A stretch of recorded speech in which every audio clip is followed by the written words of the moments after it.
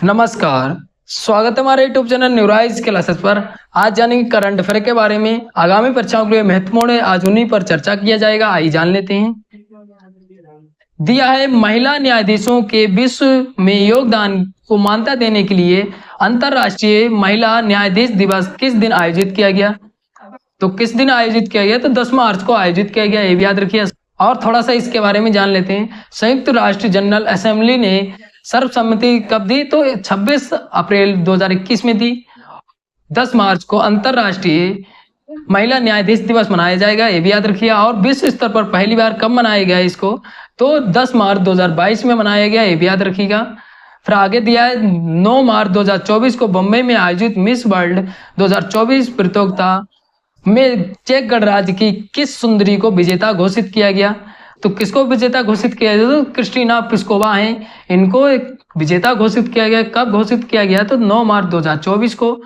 और ये प्रतियोगिता भारत में 28 वर्षों के बाद आयोजित हुई है, ये भी याद रखिएगा। अगर आप मिस वर्ल्ड 2024 के बारे में संपूर्ण जानकारी लेना चाहते हैं, अभी तक कितनी मिस वर्ल्ड बन चुकी हैं, इन सभी के बारे में, भारत में कितनी बन चुकी हैं, इन सभी के बारे में मैंने एक स्पेशली वीडियो बनाई है मिस वर्ल्ड 2024 के बारे में। आप चैनल पर जाइए, विजिट करिए, वहां से देख सकते हैं। आगे चलते हैं। आगे दिया है 7 मार्च 2024 को 32वां राष्ट्र के रूप में नाटो किसे शामिल किया है? जो नाटो ने किसे शामिल किया है? तो स्वीडन को शामिल किया है, ये भी याद रखिएगा। नाटो का अगर मुख्यालय पूछ लिया जाए तो ब्रुसेल्स बेल्जियम में है। और 31वां देश कौन सा बना था 2023 में? तो फिनलैंड बना था। अब 32वां कौन सा बन गया है? तो स्वीडन बन गया है। कब बना है? तो 7 मार्च 2024 को। और अगर नाटो की स्थापना पूछ ली जाए तो 4 अप्रैल 1949 में हुई थी। जब स्थापना हुई थी उसी समय केवल 12 देशों ने एक बार सदस्यता ली थी, पहली बार। अगर पहली बार पूछ लिया जाए कितने देश शामिल हुए थे, तो 12 देश शामिल हुए थे। अब कुल मिला के 32 देश हो गए हैं शामिल। 31वां फिनलैंड शामिल हुआ था 2023 में। और 2024 में कौन शामिल हुआ? तो स्वीडन शामिल हुआ, 32वां देश, ये भी याद रखिएगा। आगे चलते हैं। आगे दिया है 5 मार्च 2024 को किस देश में गर्भपात कराने को संवैधानिक अधिकार बना दिया गया है? संविधान में ये अधिकार जोड़ने वाला ये दुनिया का पहला देश बन गया है। कौन सा देश है? तो फ्रांस है, ये भी याद रखिएगा। वहां गर्भपात कराने का कानून जो है वो 1974 से है, ये भी याद रखिएगा। आगे दिया है विश्व की किस पहली यात्री विमानन कंपनी ने पहले आर्टिफिशियल इंटेलिजेंस एयर होस्टेस को समा 2.0 नाम से मार्च 2024 में प्रस्तुत किया? तो किसने प्रस्तुत किया? तो कतर एयरवेज ने प्रस्तुत किया, ये भी याद रखिएगा।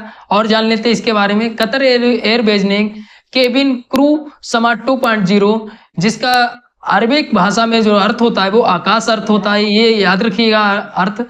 निर्माण artificial intelligent digital human technology company unique के साथ मिलकर किया है, ये भी याद रखिएगा। किसने निर्माण किया है ये भी इंपॉर्टेंट बन जाता है, कौन सी कंपनी है? तो कंपनी का नाम भी याद रखिएगा। किसने किया है, कौन सी एयरवेज ने, और कब किया है, और क्या नाम है, ये 3 चीजें आपको याद रखनी है। फिर आगे दिया है अंतरराष्ट्रीय युवा विश्व सम्मेलन वर्ल्ड फेस्टिवल ऑफ यूथ 29 फरवरी से 7 मार्च 2024 तक कहाँ आयोजित किया गया, जिसमें भारतीय युवाओं ने भी भाग लिया? तो कहाँ आयोजित किया गया? तो रूस में सिरियूस एक जगह है, वहां पे आयोजित किया गया। और जान लेते हैं इसके बारे में।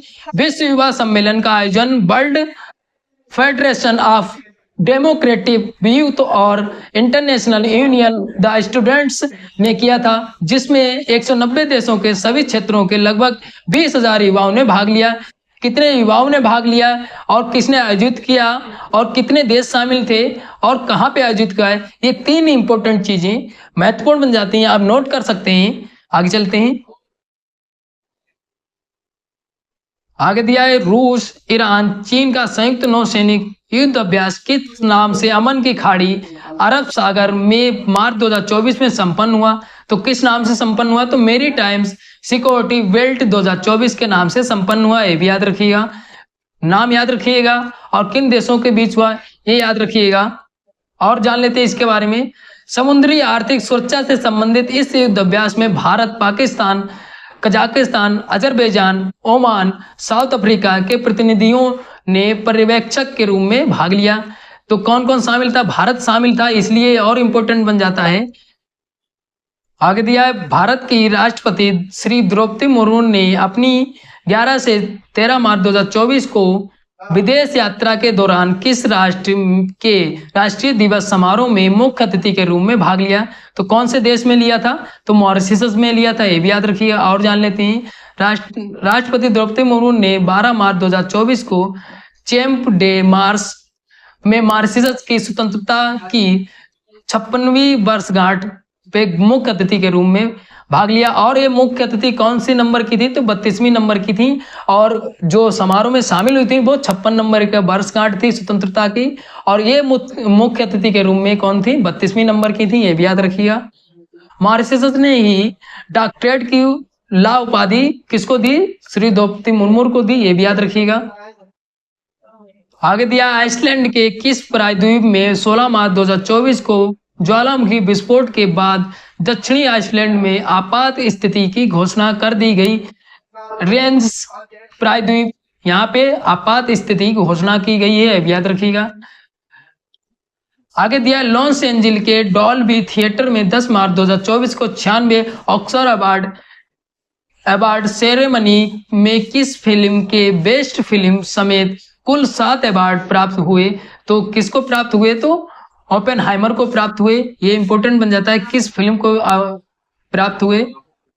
आगे दिया, अमेरिका और थाईलैंड द्वारा प्रायोजित संयुक्त सैन्य ट्रेनिंग अभ्यास 27 फरवरी से 8 मार्च 2024 को किस नाम से थाईलैंड में संपन्न हुआ?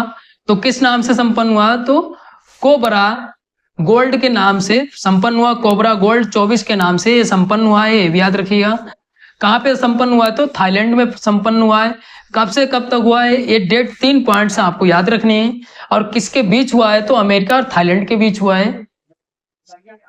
आगे दिया, लंदन में स्थित सेंट्रल बैंक ने केंद्रीय बैंकिंग पुरस्कार 2024 के तहत किस बैंक को जोखिम प्रबंधक पुरस्कार के लिए मार्च 2024 में चुना है? तो किस बैंक को चुना है? तो रिजर्व बैंक ऑफ इंडिया को चुना है, ये भी याद रखिएगा। रिजर्व बैंक ऑफ इंडिया की स्थापना कब हुई थी? तो 1935 में हुई थी, ये भी याद रखिएगा। स्थापना भी इंपॉर्टेंट बन जाती है। आगे दिया है, भारत और सेल्स का संयुक्त सैन्य अभ्यास 18 से 27 मार्च 2024 तक किस नाम से संपन्न हुआ है?